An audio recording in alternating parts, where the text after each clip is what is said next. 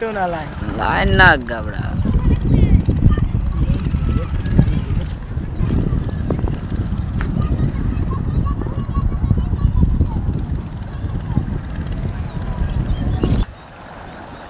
শালার পানি রে দেওয়ানি আমরা তো সব পানি হয়ে গেছে আমরা নগাঁও ডিস্ট্রিক্ট সমষ্টি আমতলা পঞ্চায়েত চরাজের আগাও পানি হয়ে গেছে